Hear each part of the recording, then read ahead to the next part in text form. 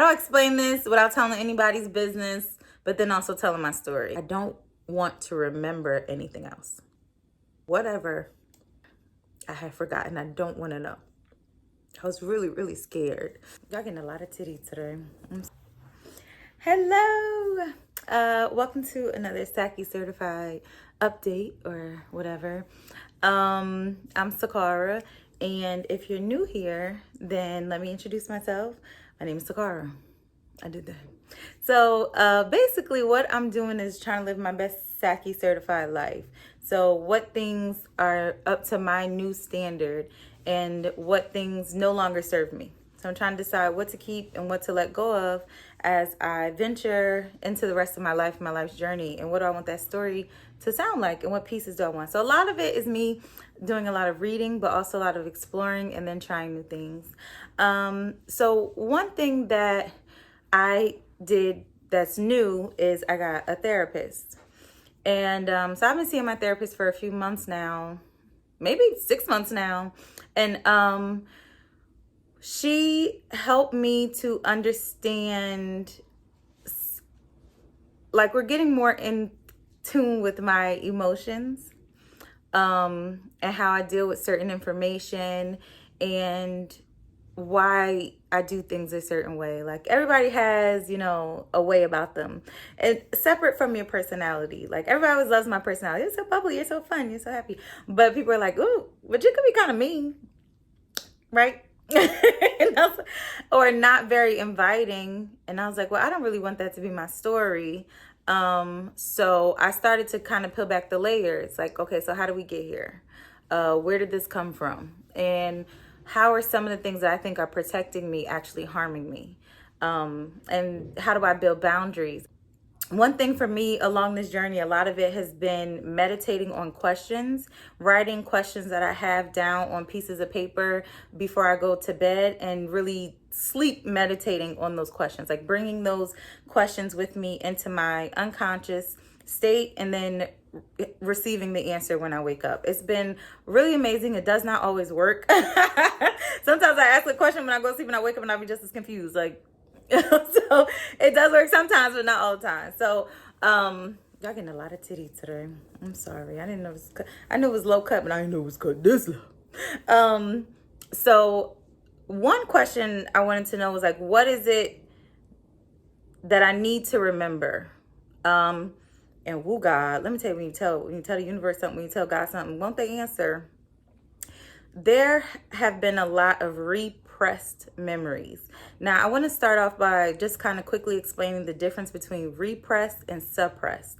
So when you suppress something, you do it voluntarily. It's like, oh, I want to forget that. I want to forget that. I want to forget that. That's you suppressing it. When something is repressed, it's not voluntary. It was not your choice. Your body, your psychological system decided you couldn't handle it. You can't deal with it. So it repressed that information. And through therapy and through reading and through YouTube University and meditation, I'm unearthing a lot of repressed memories. Now, one memory that really shook me to my core recently. But how do I say? How do I explain this without telling anybody's business, but then also telling my story? That's what I struggle with on a regular basis. Because I do want to share, because if this is how I felt my whole life without being able to explain it and not feeling like anybody understood what I was saying, then I'm sure that there's somebody else that feels the same way.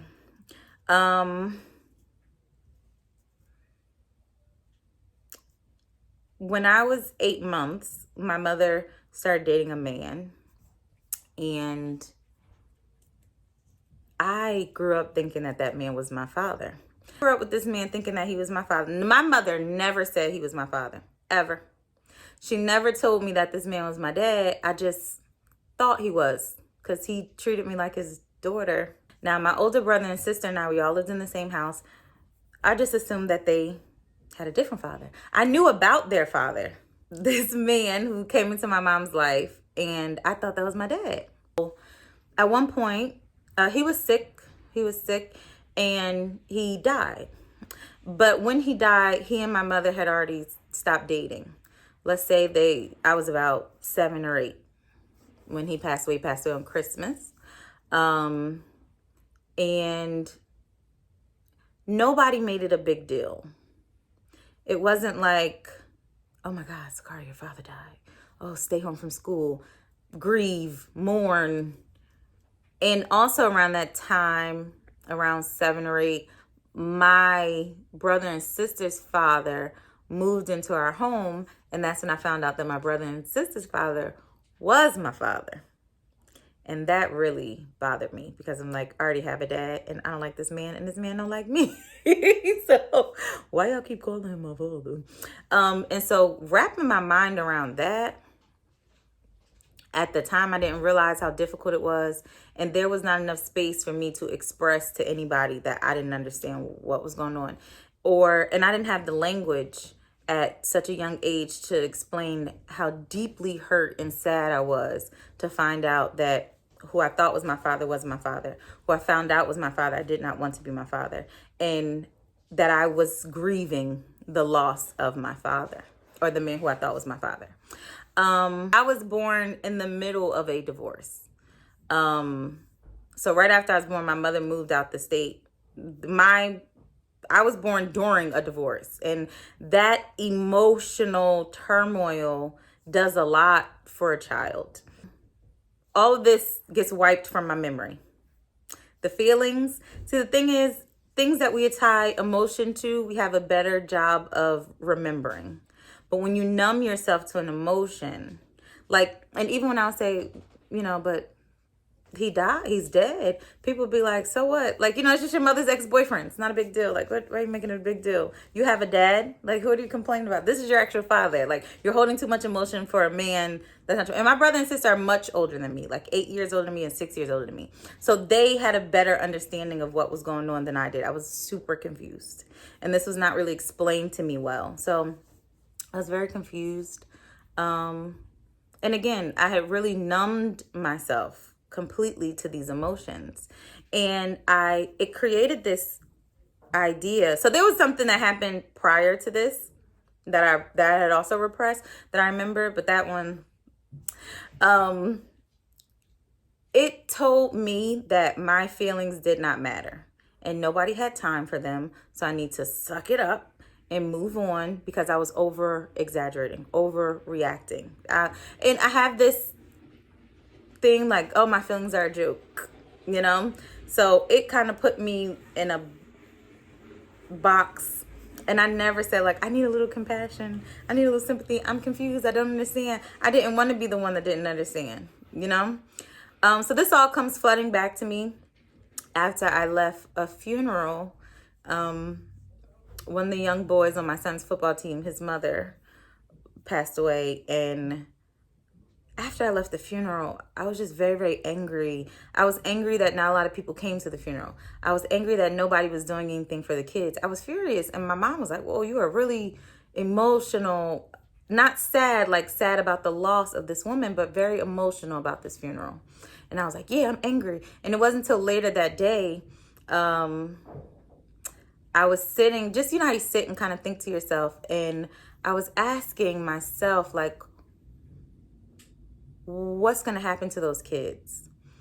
And a voice asked me, well, what did you do when your father died or when your parent died?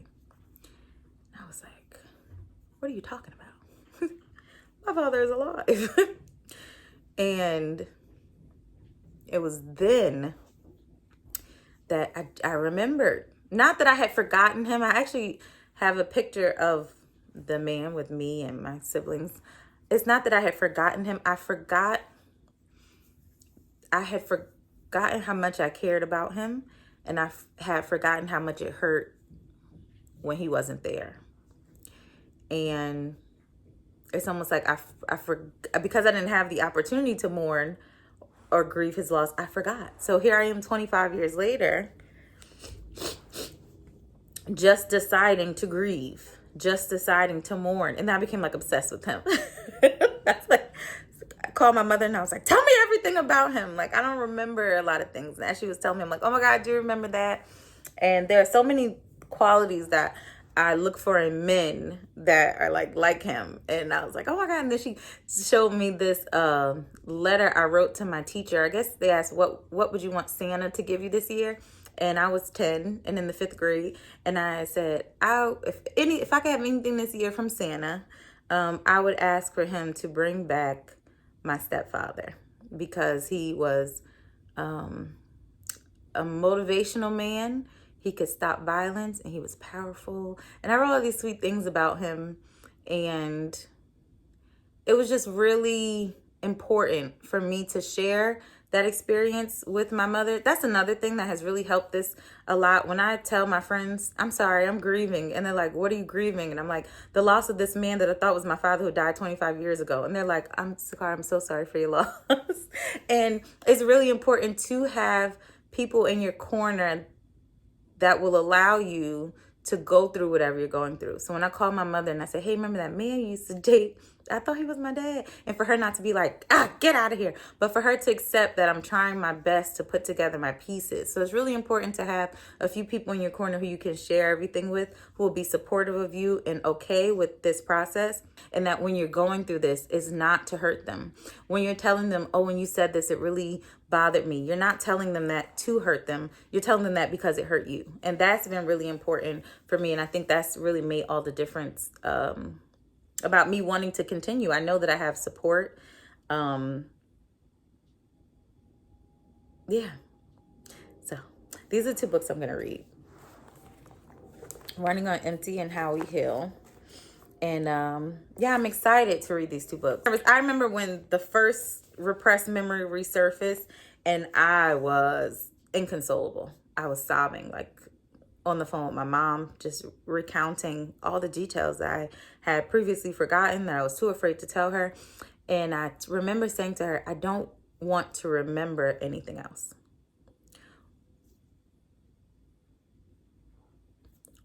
Whatever I have chosen to forget or I have forgotten, I don't want to know. I was really, really scared. And I'm happy that I didn't stop there, because some of the memories I have forgotten, even though they make me emotional, they're not bad memories. They're not all bad memories. I was surprised at how many pleasant or happy memories I had also repressed, just because I was afraid to have such a strong feeling. Like, even though, yes, it's sad that he passed away, but I'm not upset that he's dead. I've known that he's dead. You know, I was afraid of, oh my God, there's somebody out there who just loved me and who I felt as a paternal figure, who I had a better relationship with. I've always had a very difficult relationship with my actual father, even in adulthood. So knowing that I did have the opportunity to have a healthy relationship with a father figure, that was a lot of happy for me to hold, that I didn't feel like I deserved, or I couldn't wrap my mind around. And so this process allows me to do that and allow me to be excited about it.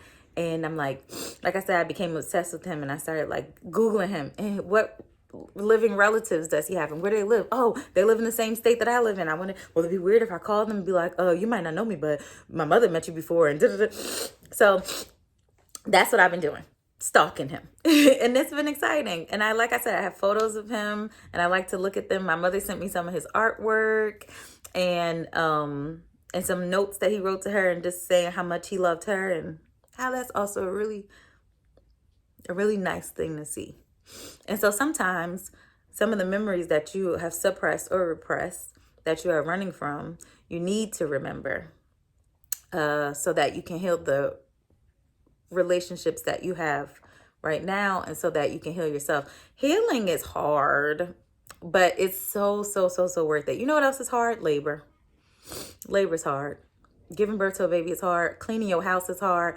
Eating healthy is hard. Getting on the treadmill is hard, but it's so worth it. The benefit really does outweigh the hard. I promise you. If I can do it, you can absolutely do it, because I'm a punk and a crybaby. So if I could do it, you can absolutely do it. Yeah, so we can read this book together, Running on Empty, and we can read this book together, How We Heal. They're both suggested to me by my therapist because of my fearful avoidant attachment style and my emotional abandonment, and my repressed memories. And they've been working. Things have been working. The meditation has been working. Some of the questions that I ask when I'm meditating is like, what do you want? I'll write it down on a piece of paper. I'll fold it up and I'll put it on my bedside and I'll go to sleep. And I'm going to sleep with that question in mind. I might write down on a piece of paper, are you okay? What's hurting?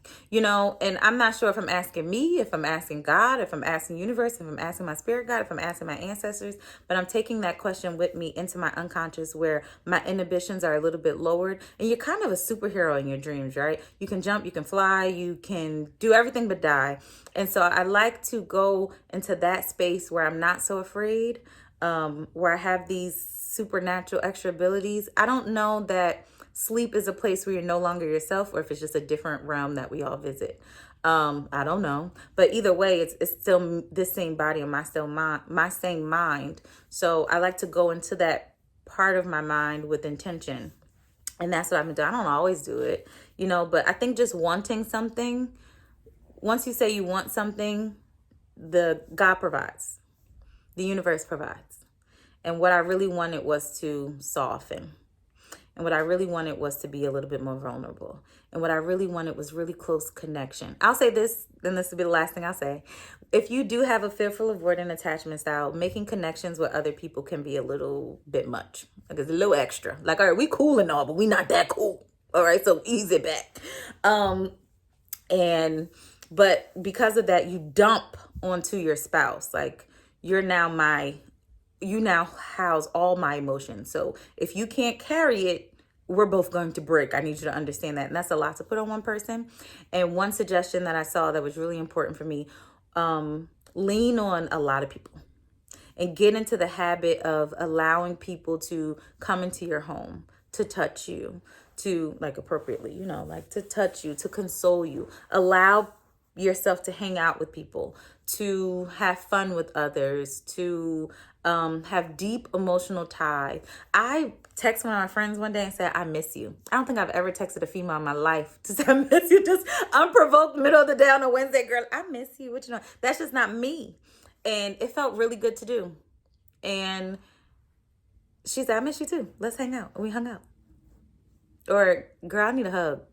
That's not something I do. But she said, okay, here, come get a hug. Like, you know, and that's really nice. It's not something that might not be you. Me and you ain't the same. But that was me. And it was nice to not have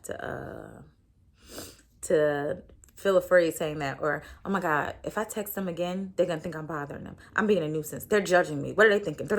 Like, I got a whole script in my head. But just to kind of like silence that script and let them tell me I'm bothering them, which nobody has. Let them tell me they don't want me around, which nobody has. So a lot of what we think is true is just things we've made up in our mind. And our traumas whisper into us. But it's not real. So do the shadow work. If you don't have a therapist to talk to yourself. Talk to a counselor. Talk to a friend. Talk to a family member. Therapy is expensive. If your insurance covers it, then use it through your insurance. But talk to somebody. Journal. Talk to somebody. Get it out of your head and out of your body and let you look at it this way instead of looking at it this way. It's hard to see things from this perspective, but it's so much easier to see them when they're right here. So get it out of you so that it's in front of you so that you can really like fix it. Okay. And I would say that the way I would describe this journey for me, it's like, you know how Sonic is running, he's collecting coins, right? And there's all these obstacles, but if you bump into one of the obstacles, all your coins go flying. That's what healing feels like for me. Like I'm constantly having to run and collect these coins, which is, or like Subway Surfer, constantly having to run and collect these coins, which is cool and all. But sometimes when I'm trying to dodge the inevitable, I bump into a train or overpass and all my coins go flying. I feel like, damn it, I've been working so hard to collect all these coins. Those moments will happen.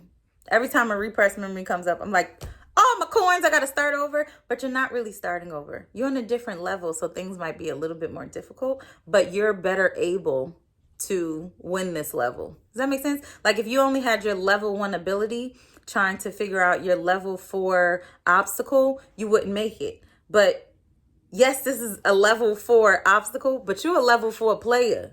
You know what I'm saying? You have leveled up also. So you got this. Okay, sometimes your coins might be knocked out of you, but that's not the end of the game.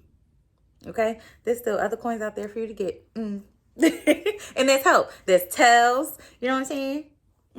You'll be all right. We gonna be all right. You know, you just gotta do the work and keep doing the work and don't shy away from the work. It is hard, but it is worth it. And I love you so much for listening. I love you so much for watching my video. And make sure you come back and good luck on your Saki Certified journey.